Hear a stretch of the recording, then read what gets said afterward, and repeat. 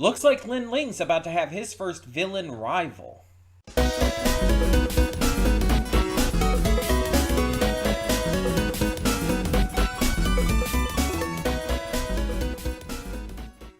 Hey everyone, welcome to Princess Gay. I'm your host Connie, and today we are here with my blind reaction to To Be Hero X episode 4. And so yeah, we left off after helping Firm Man and like dealing with all of that with Wolf Girl. We had Evil Eye come in and show that he's kidnapped Moon, revealing her entire her being alive to the world, while also kind of trying to expose the lies of the Hero Association and all of this like presentation that they've been putting on, because because he got like his feelings hurt over what happened during that talk show, which he kind of, wasn't even supposed to be part of in the first place. So now it's just a matter of, saving her, I assume. I don't know if we'll get, like, any other, like, focus on another hero in this one, or if this will just be focused on, when getting her back, fighting Evil Eye. Maybe the revelations are going to play a huge part in this. I assume they're probably going to, with people learning the truth behind things. But I guess we're going to find out. So I don't really have anything else to say. Let's just get into this and hope for the best. Hold up just a sec. Before you click that link down in the description below to get to today's video, I want to remind you of all the awesome content we have both on this channel and the Princess of Gaming channel. Let's check it out.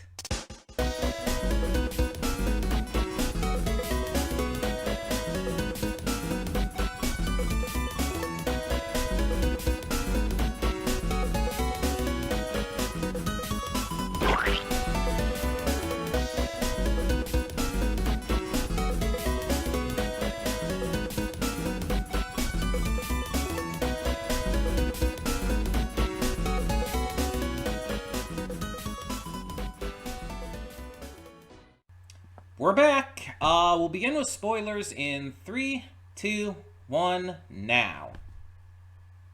What the fuck? Why do you have to play me like this? Like, all of this shit, everything that this came down to, this big climactic moment for, I guess, this first arc. It seems like the ending of an arc. And then it just, like, you just pull this shit on me? You pull a Jujutsu Kaisen on me? You pull a link click on me? Really? Fucking really?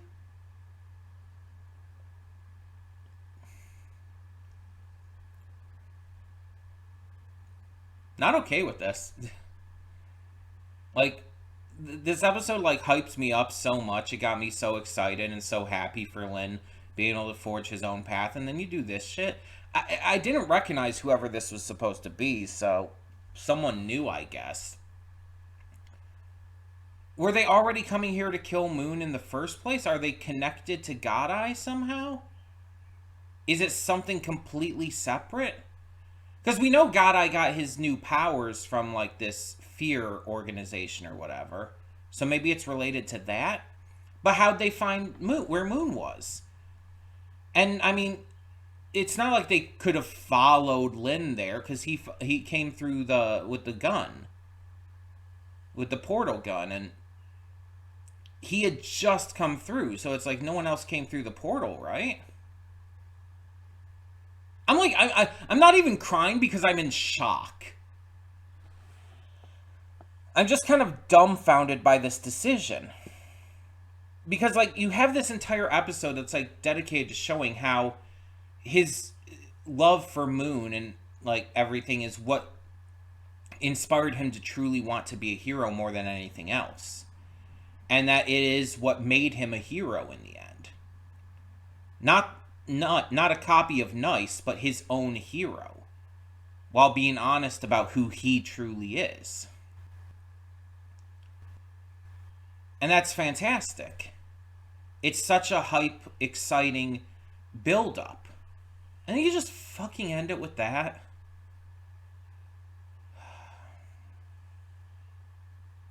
This shit exhausts me, man. It's like you already pulled this stunt with having like her fake out death at the end of episode 1. And then you're just going to do this shit? You're going to like,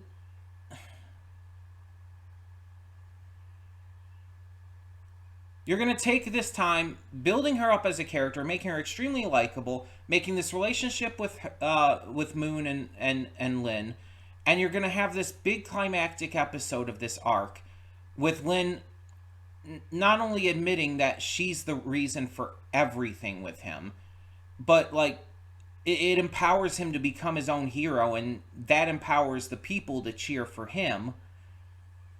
It's just like all of this, and then you just fucking kill her off. Like, I assume for real this time. Unless this is another dummy. But I don't see how that's possible, because the dummy wasn't moving before. This, like, it was a dummy. It couldn't move. It just had to play the part of a hostage, basically. But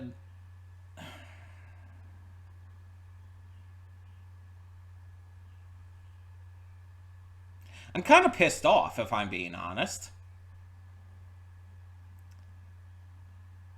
And don't get me wrong, I'm not saying like I'm not gonna say it's like bad writing or anything, because it's not. It's good writing. It's a really strong cliffhanger. It's a really, really strong shock moment that is like obviously meant to elicit these kind of emotions.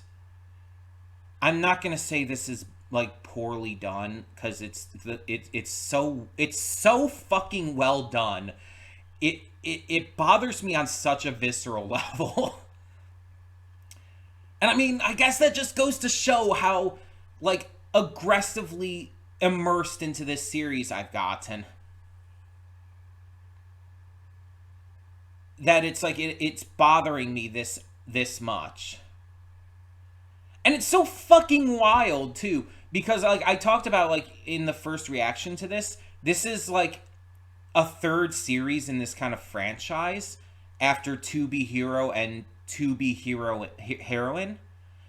And it's like, I despised, it's one of my most despised anime, the first To Be Hero series. And I never checked out To Be Heroine, for obvious reasons. And apparently each of these To Be Hero shows are completely separate. They're their own things. So maybe To Be Heroine is actually pretty good. I don't know. But I hated the original To Be Hero. And so when I came into this, I wasn't like expecting to like it that much. I mean, I wasn't necessarily expecting to hate it, but I was willing to give it a chance at least. But I just didn't think it was going to be all that special. And then the first episode ended up being phenomenal and hooked me in super well. And then the second episode ended up being even better and made me fall in love with these characters and the themes that they're going for. Then episode 3, like, just was fantastic as well. And then this episode just blew me away, and then blew her away, because fuck it, we can't have nice things anymore.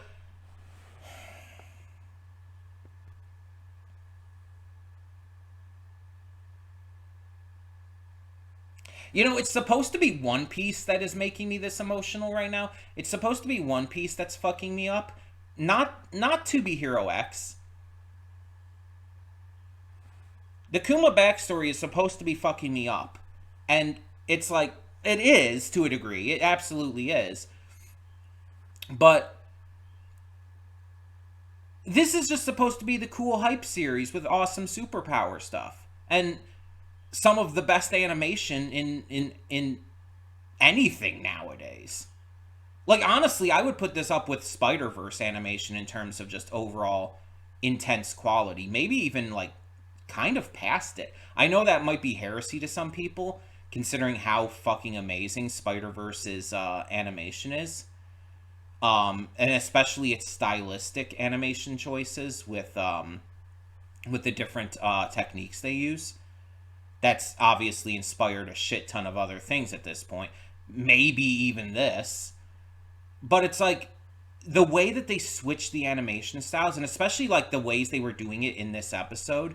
Like you saw like the dude falling and it like switched between like I think what I want to say like 4 or 5 different versions of the art and animation style in that moment as he was falling. It's just like you didn't need to go that fucking hard. You didn't need to be that awesome, but you did for us. And we appreciate the shit out of it. Also, they did the entire like almost manga panel kind of thing where it's like it goes black and white and like kind of scratchy and sketchy, which I've always talked about is like one of my favorite like animation things in anything. You see that with like One Piece when Luffy punches the Celestial Dragon and various other things. It's always one of my favorite things that any series can do because it's so fucking cool. It's just so fucking cool. And they did a bit of that in here, but it like kind of in their own unique way. And it's just like it's just so well animated. Like so exceptionally well animated.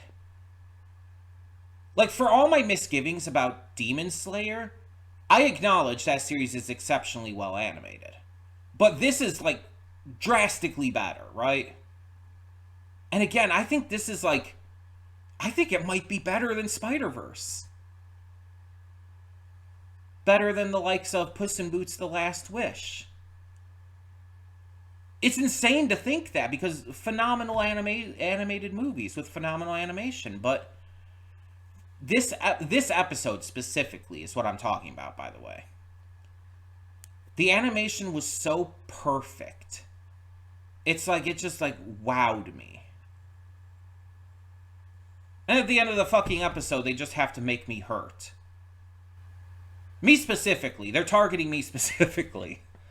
No, I'm genuinely not okay about this, you know? It's like they put all this effort into this to make it, like, badass and cool and have great themes, great messages about what being a hero is truly about and about identity and whatnot. You make Moon such a likable, fascinating character.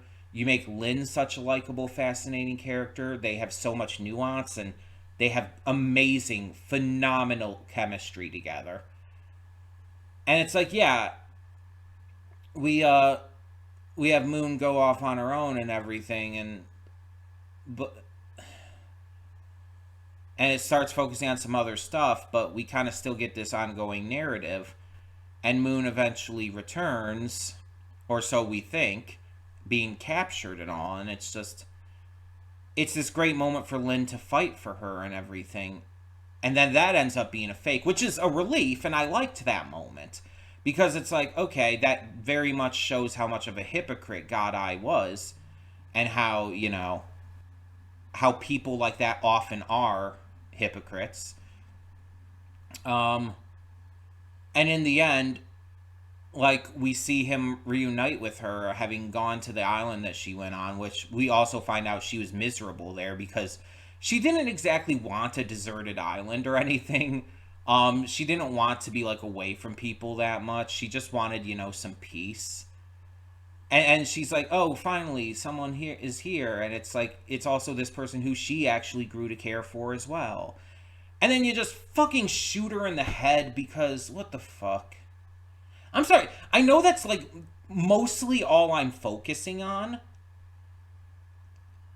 But it's like, how the fuck do you expect me to focus on anything else?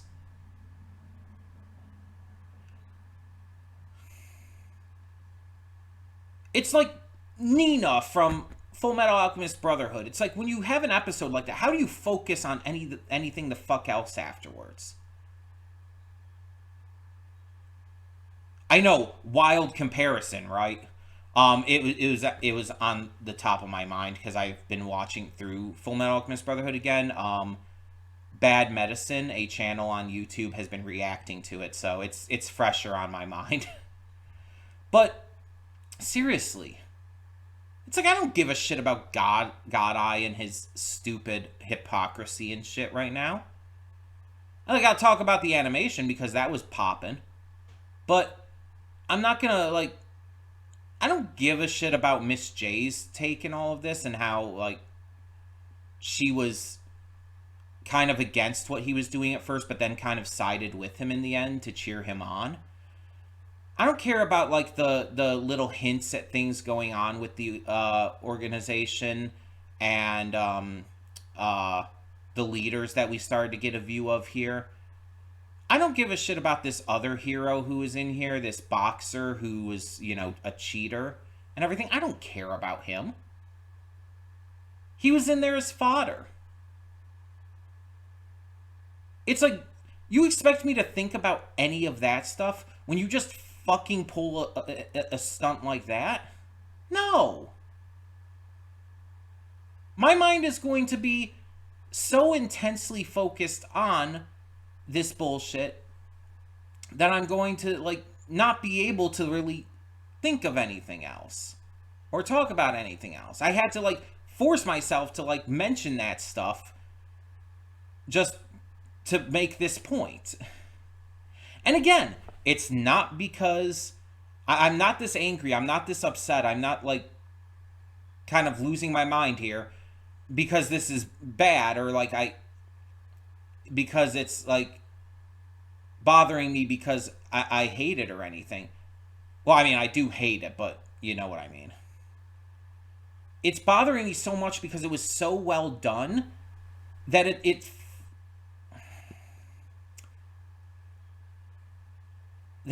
just so fucking devastating to me. And again, I haven't even cried. I haven't even gotten the chance to cry because it caught me so off guard that I'm still in a state of shock. I'm still, like, not fully, like, comprehending that she's just fucking dead.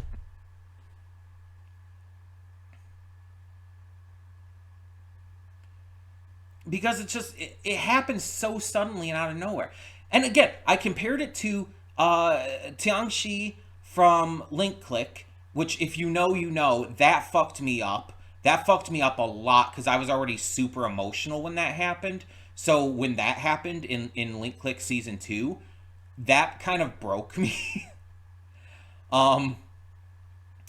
But also, like, I don't remember her name, but in the arc with young Gojo, the girl in that arc and everything, when this basically exact same thing happened to her, with Megumi's fuckwad of a father, it's just like, it's the same shit. Why is this a fucking trope? Why has this become an actual trope where you have a young girl who's finding either happiness or some kind of hope or some kind of, like, emotional moment, and you just shoot them in the head and just ruin our lives and our days? Why is this a trope? I'm sorry that I'm screaming. I'm sorry that I'm upset. But I'm upset. I'm upset that this is becoming an actual trope, that more things are doing it. This series, is this an original or is this based off of something? Either way, it's like, can we just stop doing this? Like, yes, it's good writing. Yes, it's really emotionally devastating, and it really hits the audience in a very powerful, intense way that gets them even more invested, because it's like, oh, you're gonna fuck with me like this? Well, I don't know. I guess I'll just keep watching. It's like, you're just gonna do this shit because you know it's well done and you always do it right, but it's like, do you care about how we feel about this? My emotional state is not healthy as it is. I get enough shit just from my mind on a daily basis. My brain is constantly fucking with me in a way to where I am not okay. And I'm not afraid to admit that. I'm not okay. I am a mental time bomb waiting to explode. I have a lot of mental health issues that fuck me up on a daily basis to the point where I'm surprised I'm able to just survive. I make no secret that I've been suicidal in the past because of this shit. And it's like anime, or in this case, donghua, I guess, and cartoons and movies and games, and this shit is supposed to make me feel good. It's supposed to make me happy. It's supposed to give me some semblance of sanity in my life. Some semblance of just something to hold on to that I can like connect to in a way that makes my brain happy. And at least for a short amount of time keeps me from losing my fucking gourd. But then you pull shit like this and I don't even know anymore. It's like there's a part of me that's like, fuck this shit, I don't want to watch this anymore. It's upsetting me. But then there's a part of me saying, like, this is so fucking good, this is so fucking well done. Fuck you, I want to watch more.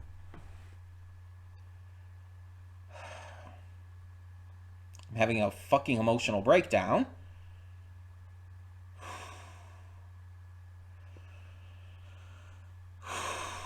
Sorry, I'm trying to breathe. I'm genuinely not, like, okay right now.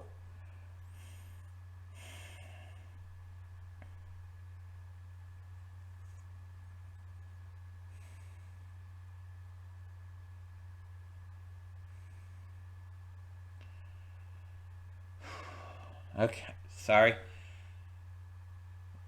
I just...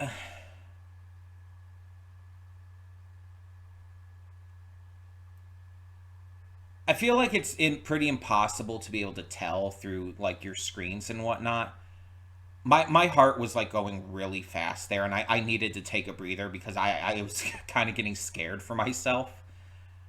Like, no, I'm being entirely serious. Like, my heart was beating so fast. I was getting so, like, so upset to a point where it was actually, like, scaring me.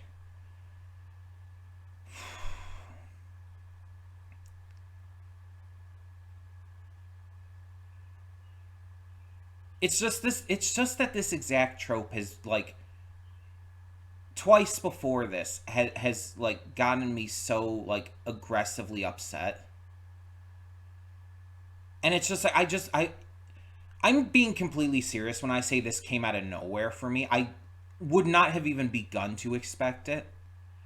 Like when we thought it was really her being held captive by God Eye, like there was a little inkling in my head saying, "Oh, maybe he might end up killing her, or maybe she might suffer collateral damage and die from it." That thought did go through my head. I will admit that. I was prepared for that.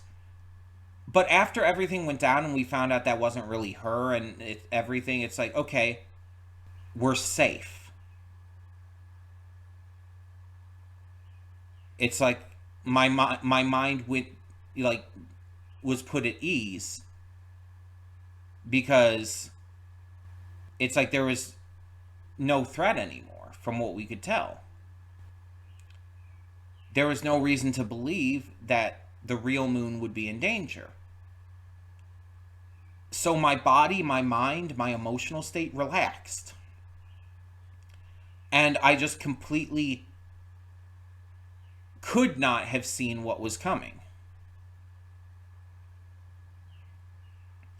I was in such a state of like of hype from all the exciting stuff that happened, but also happiness of seeing them reunite and everything. It's just it literally could not have crossed my mind in that moment. It in the moment it destroyed my sense of safety. And as someone who is, you know, who has mental illnesses and is like very constantly stressed because of that, as someone who is also, you know, trans and non-binary, who is constantly stressed because of the state of this nation, it's like having that moment of like apparent safety, emotional safety, taken away from me in such a like sudden, heartbreaking way, genuinely fucked me up. I had to take a moment to breathe there, because if I didn't, I was scared for what might happen. I was scared I might have a heart attack. I'm being completely serious right now. I was that, like, my heart was pumping that hard. It's like I was just like not okay. I was practically in a panic. I guess would be the way to put it.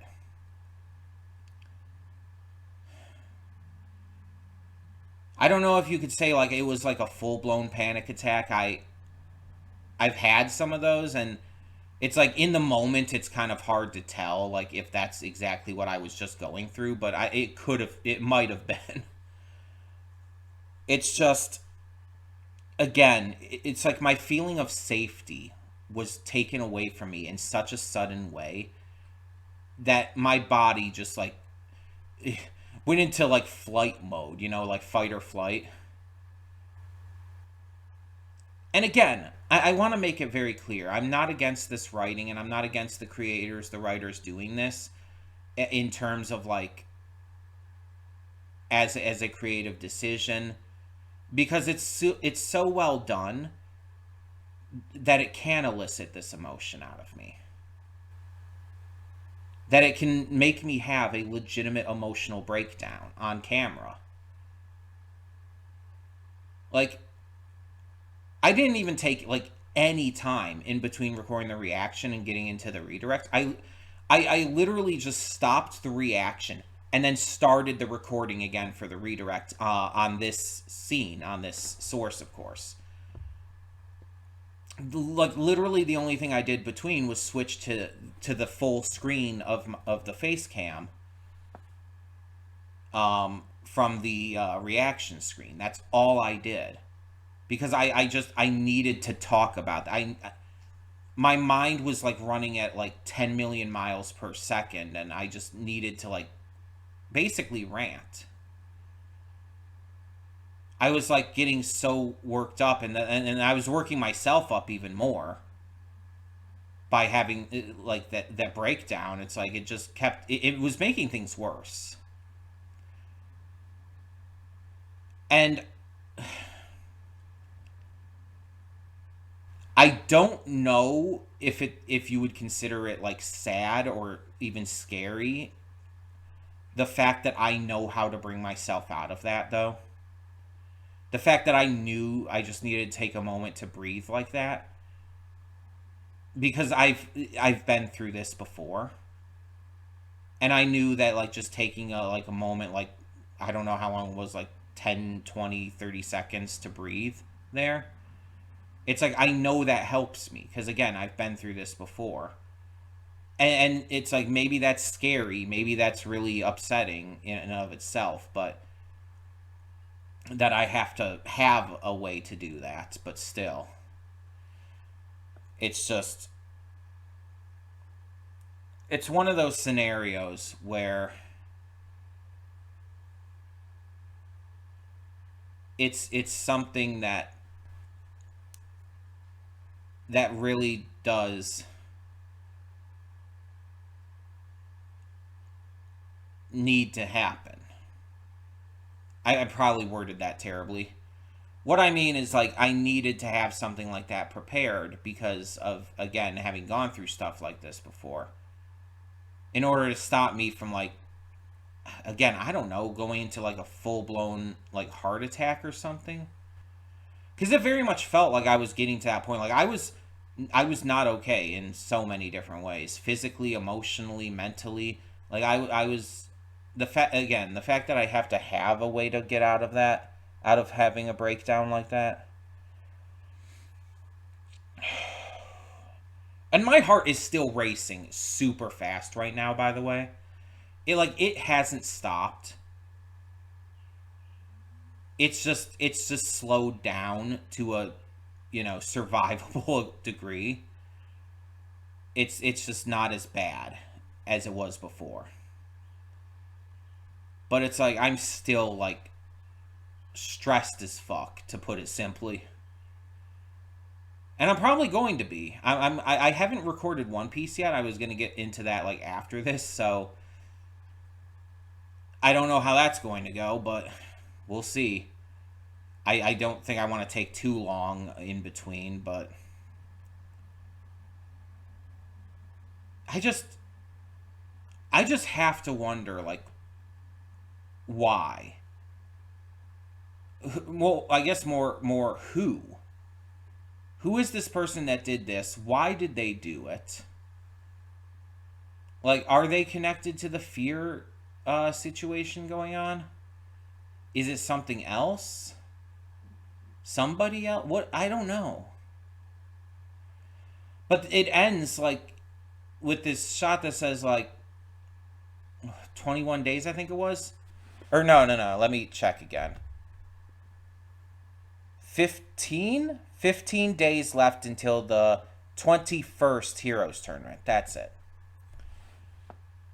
So it's clearly setting up for something. We're going to have a Heroes Tournament. That's like this big thing it's setting up for. I think there was something like this in season 2 of One Punch Man. Because I think Saitama entered on behalf of this other guy who I think he's one of White Fang's disciples. I can't think of his name right now. But Saitama entered the tournament pretending to be him. And so it's like, it kind of makes me think of that automatically. I'm just curious, like 15 days. I assume that means there's probably going to be something else in between, maybe another arc. So we'll maybe have like a second arc start next episode. And then the arc after that will be the tournament.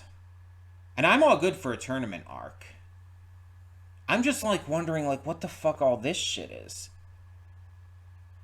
Cause it's like, why? She wasn't a threat to anyone at the moment. She wasn't being a hero or anything. And I assume, at least we don't know of anything she's done in the past that would cause someone to want to kill her. I genuinely don't understand. Watch, it ends up somehow being a fake out again, like with the episode 1 fake out of her death. Honestly, I don't even give a shit at this point. I would take that. Just, I would be all okay with that. I usually am not a huge fan of characters constantly facing fake out deaths. It's one of the reasons why I hate Loki in the MCU so much, despite Tom Hiddleston's amazing performance. I don't like the character because of multiple reasons, but one of the big ones being they just keep bringing him back. His death never means anything. It's never believable because it never sticks. And so it's like, I normally hate that trope, but it's like if they did it again here, if they pulled it again here, somehow it's like I'd be okay with it. It would make me feel better.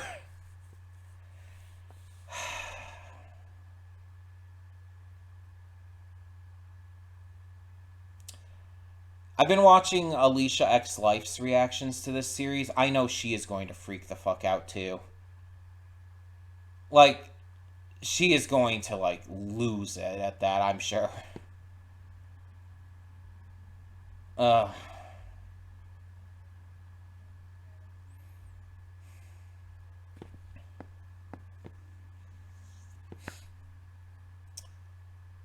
Sorry for the breakdown, though. Sorry for having that emotional breakdown. For anyone entertained by it, fuck you. Because that was scary. But also, like, not, like, super genuinely. To, like, playfully fuck you. If you were entertained by it, I'm glad, to a degree. But again, it was scary, actually. I don't like feeling helpless. And it's like, I felt so helpless in that moment, and it, like, just put me into panic mode so drastically. And it's just like that is like a really, really bad feeling for me. It's I know it's an extremely different example, but another way this affects me, like feeling of helplessness, is when I can't, when I'm like sick, and it like stuffs up my sinuses to a heavy degree, and when I'm like laying in bed, it's so stuffed up I can't breathe properly. It scares the ever loving shit out of me whenever that happens. The just the concept of not being able to breathe properly freaks me the fuck out and sends me into a panic. So it's like it's kind of like that in a way. It's just obviously a very different situation. But it's like with having that breakdown there, it's like I was definitely feeling helpless to a degree where I was I was very scared. I was very scared for like and freaking out over like how I was feeling in that moment. And again, got to give kudos to the writers, the animators, everyone who worked on this, the director, for just, you know, fucking me up like that, because it's clearly the intent. But it's just, it's one of those things that it's like my body kind of like almost shuts down if it gets too bad. Like I've genuinely like blacked out at times because of that kind of thing. So that's why I have to have the breathing technique. Because if I don't, I might have blacked out there. Or if I didn't, I guess I might have blacked out there. Or even worse. And I don't want it to be worse than blacking out, because blacking out is horrifically like uncomfortable.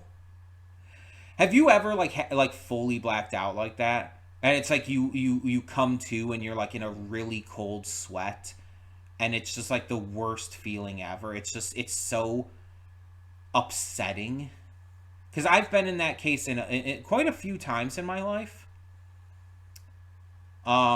And it's horrifically like horrifically bad. Luckily, it doesn't happen to me as much as it did when I was younger. It was really bad. I like I know these afterthoughts are already long, but I want to give this little anecdote and then we'll end. When I was in high school, this was happening to a concerning degree, and I never told anyone about this until after and everything. I never like told a doctor or anything. I never told my parents or teachers. But there were points in high school where I was like so stressed that I physically blacked out in class multiple times. Like and in different classes and stuff too. And just sometimes it like happened like when I was like walking in the hall and stuff. And it wasn't because of necessarily just classes and everything. It was a lot of different things. Even a lot of different things I didn't even realize at the time. Such as the way that others treated me, and like the pressure put on me by others. And, you know, having to restrain a lot of myself in because I was basically told that these feelings that I was having internally were bad, and it really made me extremely anxious about having those feelings, and so I had to hold them in so often. It's like that stressed me out like crazy, and if it weren't for that, I probably would have come out as trans like before exiting high school. Queer in general. And it's like because there was a lot of my queerness I was holding back there because I was told basically that I had to. And that caused me a lot of stress, and that stress caused me to black out. And yeah, it just was horrible. But I never told anyone because I didn't want to worry them, and I was also afraid of how people would like look at me if I admitted to something like that, because again, that's how I was raised and shit. So I'm lucky that shit doesn't happen anymore, but it's like it's kind of like the reason I figured out this breathing technique, because I'd be worried so much about going through that again. I haven't blacked out in years at this point, and the last time I did it was actually due to like heat exhaustion. It wasn't like full on heat stroke; it was just heat exhaustion, and it's like luckily I recovered almost right away. But it's like, yeah, it's just it's not something I enjoy happening. So I just wanted to bring that up to like truly express like how bad that was for a moment there. How I was like kind of out of control.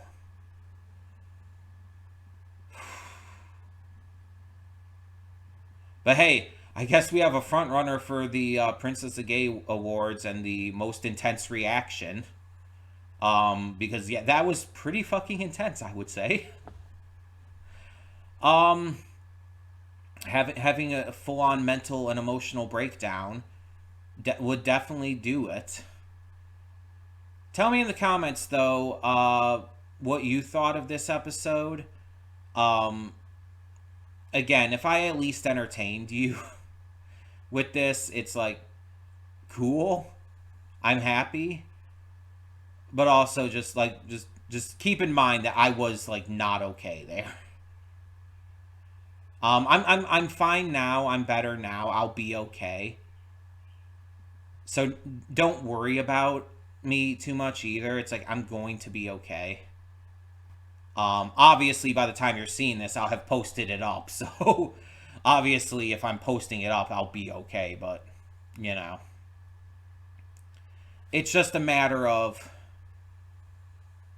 it was in the moment that I got like really bad.